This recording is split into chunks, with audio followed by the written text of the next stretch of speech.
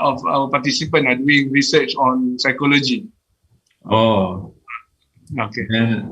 Then okay. Before we start the session, I would like to introduce Dr. Associate Professor Dr. HAZIZAN Mohamad Non.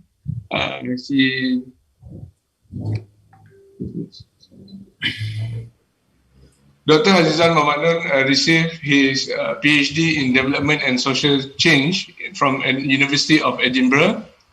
Prior to that, he received his master's degree in Study of Religion in the University of London, and also Bachelor of Islamic Studies and Anthropology Sociology for his bachelor degree in University of Malaya.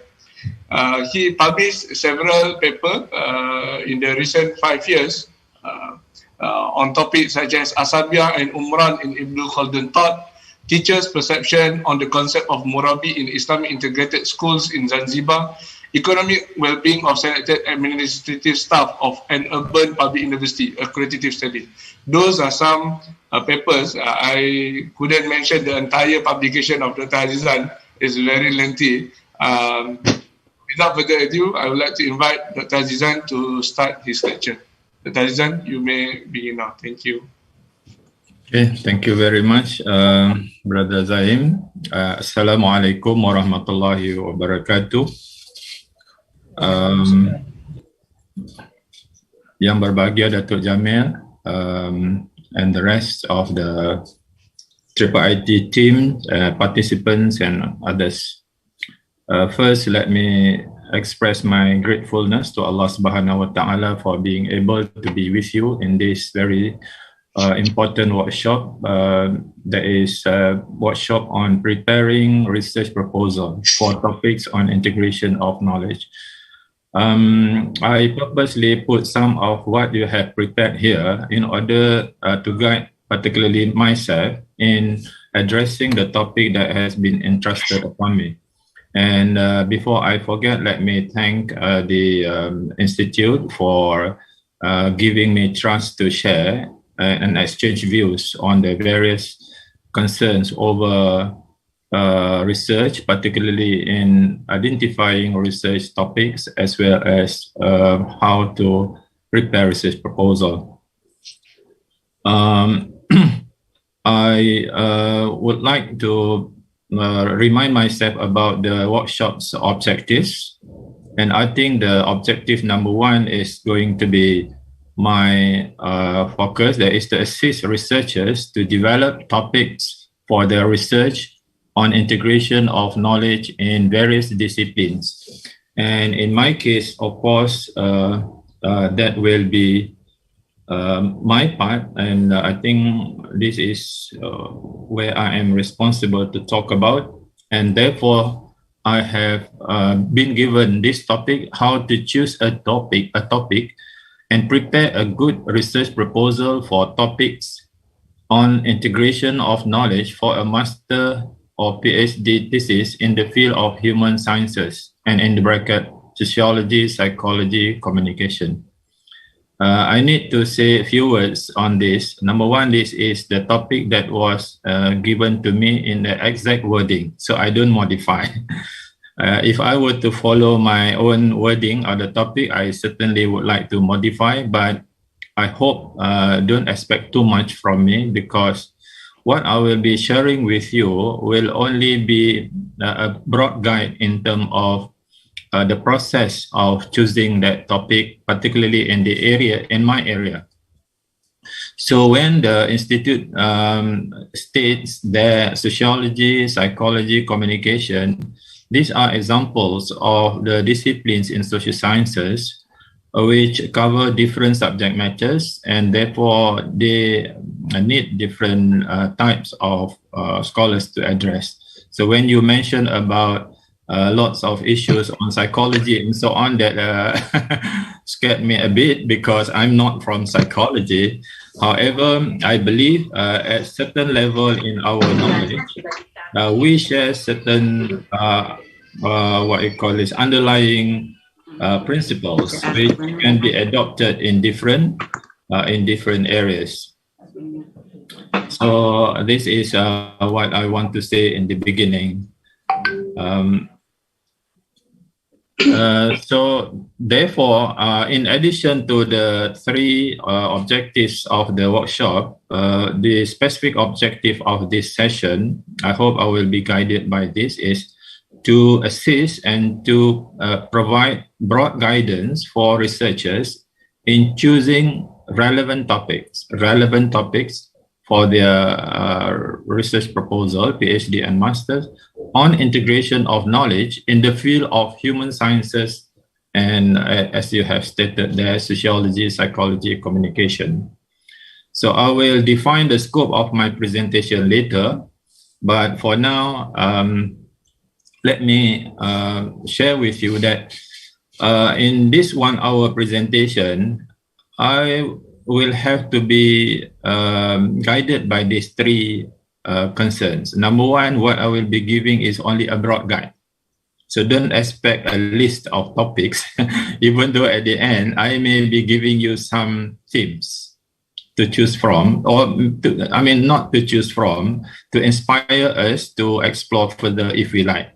I mentioned if we like because sometimes when we do a literature review, maybe some of what I propose may not be falling in the area that you are interested in, or in specific contexts, even though literature review might suggest certain direction, but the urgent thing that we have to do in our own context might not be that relevant.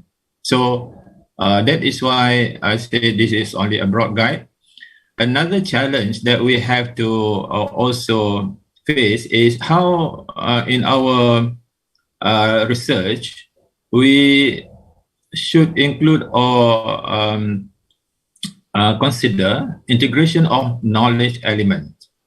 And the third one is, of course, in the area of social science, which is very broad, as I will mention later on. So guided by that, I will be speaking here or talking about this topic under three major headings. One is introduction, second, choosing a topic for research in social sciences, and the third one will be more tailored towards my own area, that is themes and topics in sociology and anthropology. So I hope right from the very beginning you have to have this understanding that I will not be talking about topics in psychology and communication and other branches. Even in the area of sociology and anthropology, in fact, sociology and anthropology, I will only be more concerned about sociology because this is where I am more oriented with. Yeah, and of course, within that there are what you call is sub specialization. So naturally, we cannot talk about that. So under introduction, I will say a few words regarding research, and then integrated knowledge concept. Remember earlier on, I put another element that we have to consider is integrated knowledge. This third one is social sciences. And then when we come to choosing a topic for research in social sciences, I think three subtopics that we need to touch is about sources of knowledge, a ground for studying this subject matter, and choosing a topic through a process. So that will hopefully give us some broad ideas about this. And I must also stress here, what I give is not necessarily to be taken because I believe for this 2-day workshop, you already have a lot of things, and sometimes you find similarities, sometimes you may find slight differences in terms of emphasis and approaches and so on. So bear with me that mine is one of the many ways how I present my own ideas. Yeah? And I will end up by having examples of not necessarily topics, but themes in sociology and anthropology. I have divided into two. One is the topics which have something to do with thought. Professor Aslam earlier on talked about conceptual aspect. Maybe that is closer to that kind of thing. We must also consider the thought-based research topics. Then we go to the subject matter, particularly in the area of sociology and anthropology. The subject matter is related to society and man. So I will be basically talking about this. So I will try to do it in less than 1 hour to allow our participants to have more interaction so that I can also learn from the views of the participants. So let us start by having an introduction. A few statements on research.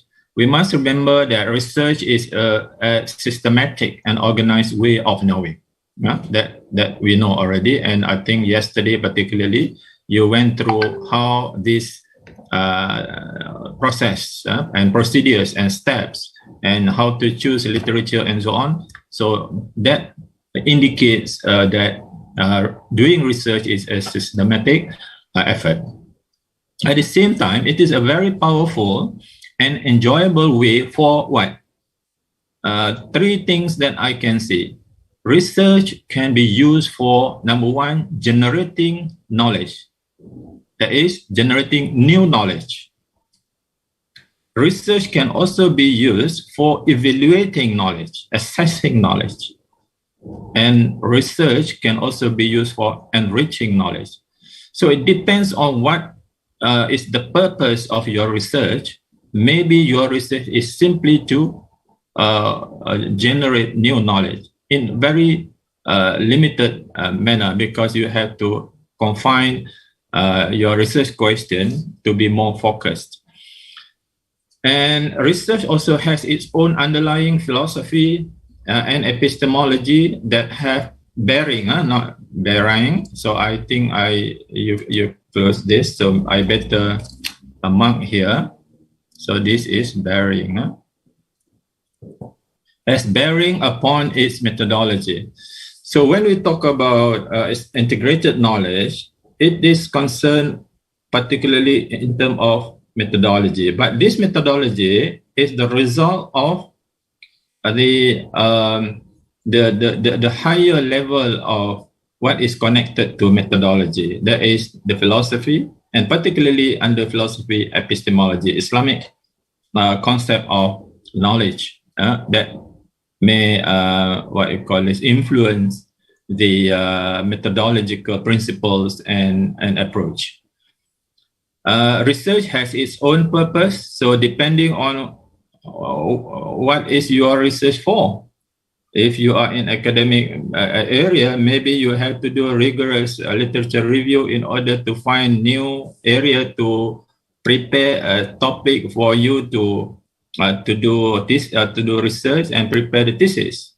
But if you are a practical man in your own respective world, and then you simply want to do research to solve certain problem in your context, then I think you know already what to do. I mean, this is the focus of your research. So research has so many purposes. So you have to determine what is the purpose of your research. Of course, we are talking about academic research now, where sometimes even if you have interest in certain area, you don't really have full hand in determining what you want to do, because it involves a number of parties, your supervisor's interest and specialization, the university's expectations, and so on. Yeah? Research is both science and arts. Those who are seasoned researcher, they have the arts of doing research. And finally, knowledge of research. Our knowledge about research varies from one person to another due to various factors. So there is a few remarks that I want to mention. The second one is about integrated knowledge.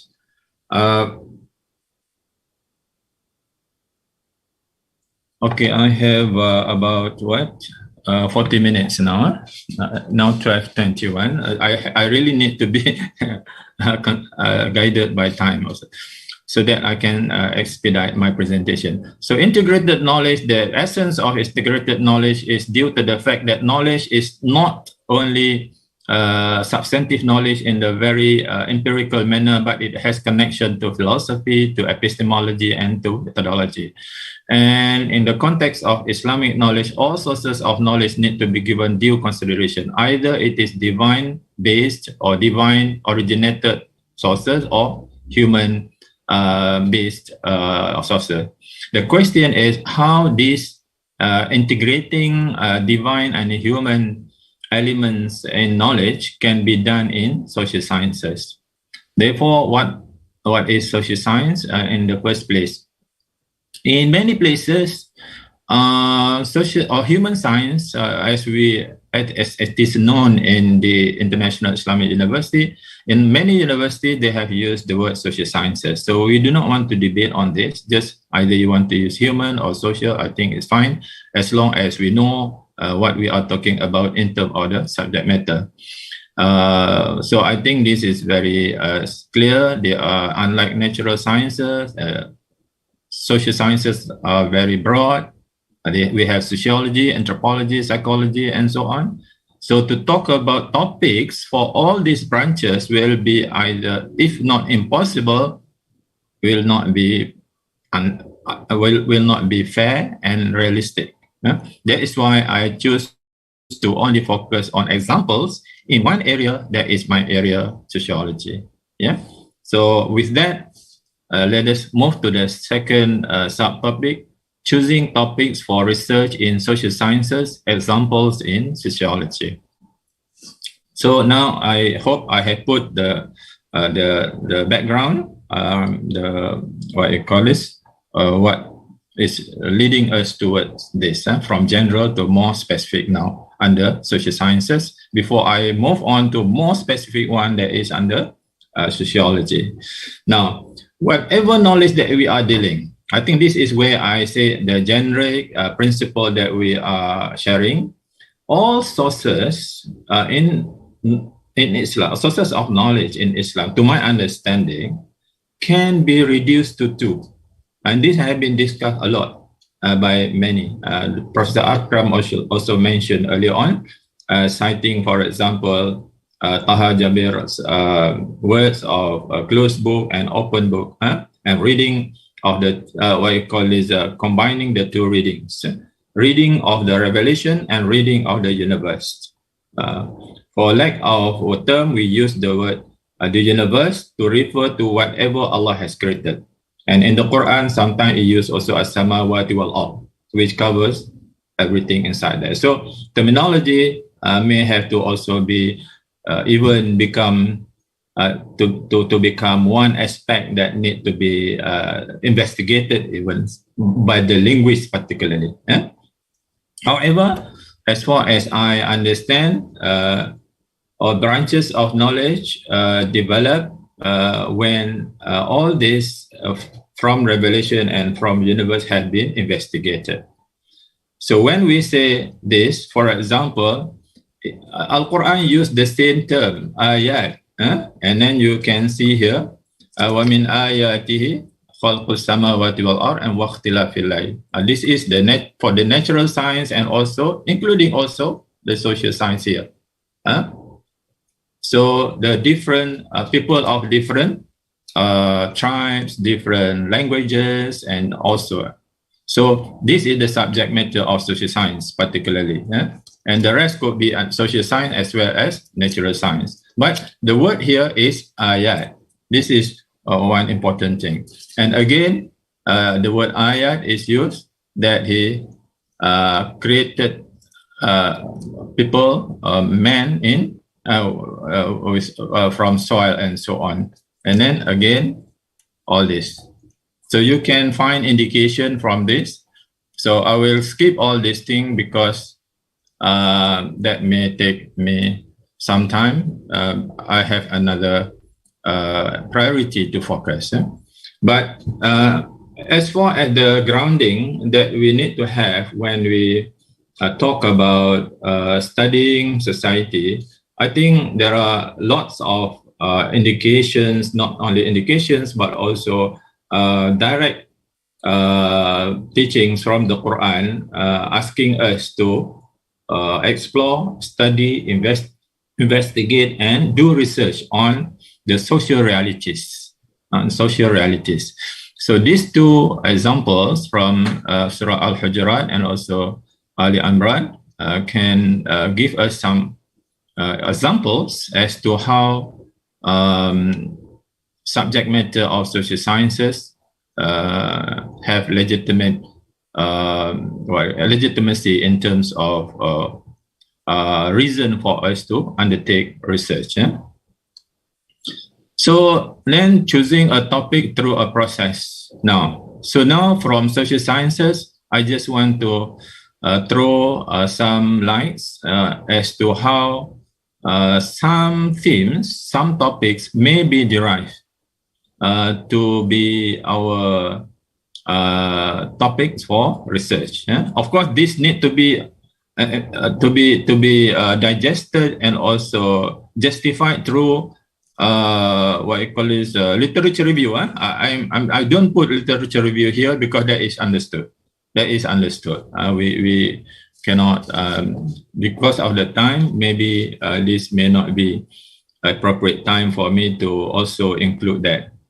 Now, so one of the branches of social sciences is sociology and anthropology. And as I said, I will focus only on sociology or emphasize more on sociology, even though both disciplines study the same subject matter, man and society. Collectivity of men form society. So by definition, sometimes you find in the academic books, sociology by definition is defined variously as science of society or study of society. And by society, there are a number of elements which we can break down in order to know what are the aspects of society studied by sociology and what are the aspects of society studied by anthropology. And because many disciplines also make society in one way or another as the subject matter in their field. So I don't want to deliberate on this. For example, by society, we mean social interaction, social mobility, social institutions, social problems, social stratification. All these things are typical topics in sociology, which I think not for us to deliberate here. Now, so other than definition, perhaps when we want to do research about or in sociology, anthropology, or on human society, our basic question would be, what are the issues that we want to investigate? And from here, it can develop into topic. What are the issues? And as I said, the first formal way of identifying the issues would be through literature review, of course. So we need to do that. However, I skip that. I just want to highlight some of the possible issues which are relevant to us today. So number one is about issues, and number two, approach. We said earlier on, our research will have to be based on the integrated concept of knowledge, because integrated concept of knowledge is the logical result of our understanding of Islamic epistemology. And Islamic epistemology is the logical consequence of our understanding of Islamic worldview. So it has the connection right from the very beginning. Islam as an ideology produces, for example, Islamic worldview. From Islamic worldview, we have Islamic epistemology. Then based on Islamic epistemology, we develop Islamic methodology. That methodology have to take into account the divine and human, what I call is principles. And how? This is always the challenge right from the very beginning, and we have no simple, straightforward answer to this, other than keeping in mind that we want to do that. And then it may vary from one person to another in terms of the specific application, particularly in the different areas. So one is issue, number two is methodology, approach. So therefore, if I were to now broaden it further, based on, or if you want to be to study the various issues related to society and man, firstly, we need to be inspired by or guided by or based on the three things that I have mentioned. One is Islam or Islamic ideology, Islamic worldview, and Islamic epistemology. So that is one challenge, how we can do that. At the same time, we also need to benefit from the various available, prevailing sources of knowledge. I put quote unquote because in literature, scholars are not of the same way in expressing all this. Some have said sources, some have said this and that. So however, I just put sources of knowledge. Why? We can understand society by consulting modern sociology. We know about society also to a certain extent by referring to PROF, Islamic intellectual legacy. We know about society by also referring to other academic disciplines. And we know also in the Quran, there are lots of things which are telling us about society. So because of that, I consider all this as sources of knowledge. Yeah. For now, if you don't agree, it's okay. For now, you have to agree. Yeah? So later on in the what I call it, a discussion, you can raise if you don't agree, why you don't agree, and we'll see how we can resolve that issue. Eh? Now, so on the basis of what I have mentioned, as I said earlier on, therefore the possible topics for research may be categorized into two. One is the topics which are related to thought, just to talk about, for example, how we can deal with divine human thing. I mean, the framework, how to develop that, and whether we can develop something that is readily usable for application in social science, and that is something that we need to do. And of course, the second one is the topics which are meant for empirical research. I think this is standard. All sociologists, anthropologists, and social scientists, I think this is what has been the focus of all social sciences, either Muslims or non-Muslim, regardless. Yeah? So I think that we have no problem. So if you look at this, what makes all social scientists similar is in the term of in choosing these topics, but what is not really shared is this. Yeah. So when we talk about the thought that developed due to our concern for integrating the divine and human sources. So I think that alone can be the area for research. That is why I divide topics, or I divide the possible topics under certain themes.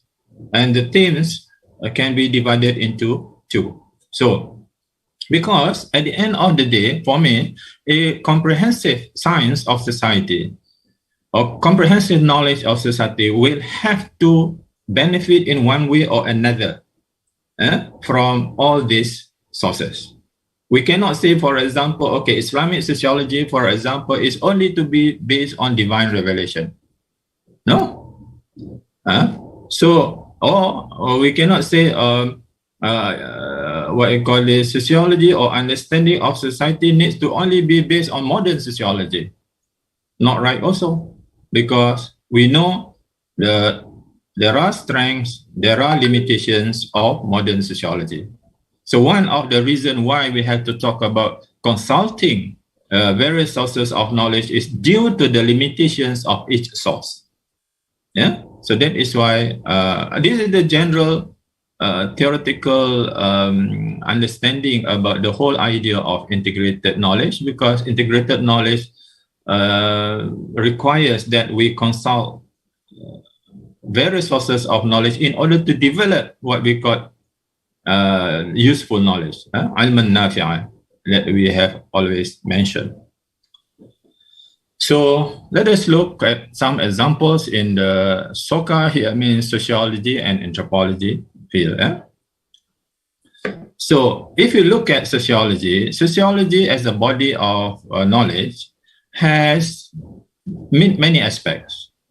It has what we call sociological perspective, sociological assumptions, sociological investigation, and what I mentioned earlier on, social stratification, social mobility, social problem, and so on. They come under standard sociology and anthropology themes. So almost each of this area, when we deal with modern sociology, provides ideas for us to develop topics for research. Since I don't have time, I don't want to show you. There is a list of the specific tasks that we can do when we do reform of modern sociology. So the topics can be derived from addressing each of these, because we know modern sociology, yes, it has its own benefits, its own strength, but at the same time, there are areas which need to be revisited. So that is why we need to look into each of these. So topics may come from here. So as I said, we are talking not only about modern sociology, but also revelation, divine and human. So are there topics which can be derived from, or we can get inspiration from the Quran in order to develop topic for understanding society? Yes, there are. As long as you know whether what you are doing is related to thoughts or to empirical study, or maybe combination of both in a combined study.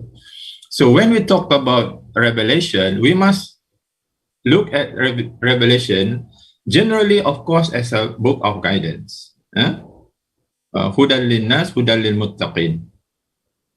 But Revelation is not a book of sociology. Revelation is book of guidance for sociological knowledge, yes. So that is why there are many functions of revelation. From revelation, we can develop Islamic framework for knowledge construction. So we can take a revelation as the source from where we can develop Islamic framework for the construction of knowledge.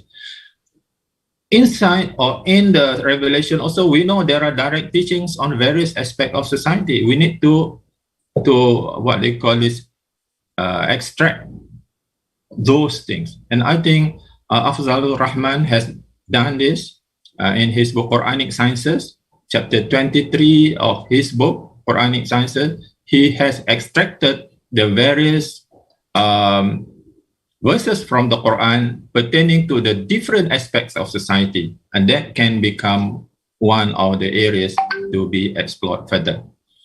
And he mentioned about the hints and tips, because Quran, being book of guidance does not provide sometimes direct teaching, but there are occasions also it provides as well the hints and tips.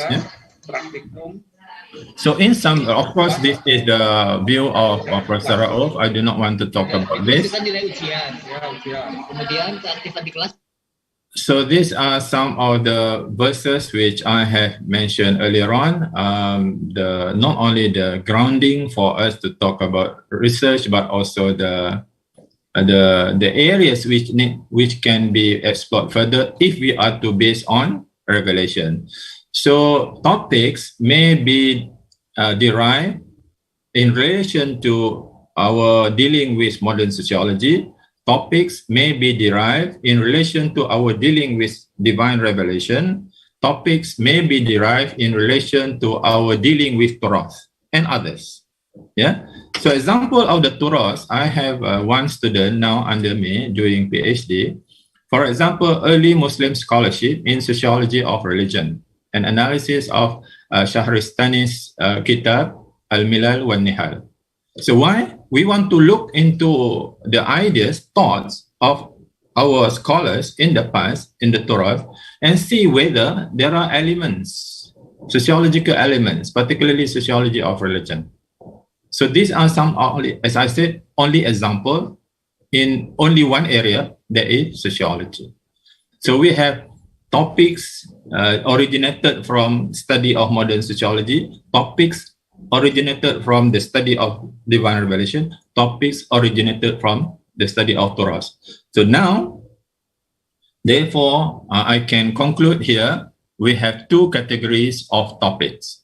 Yeah? Topics related to thought, as I mentioned to you just now, and topics related to empirical research.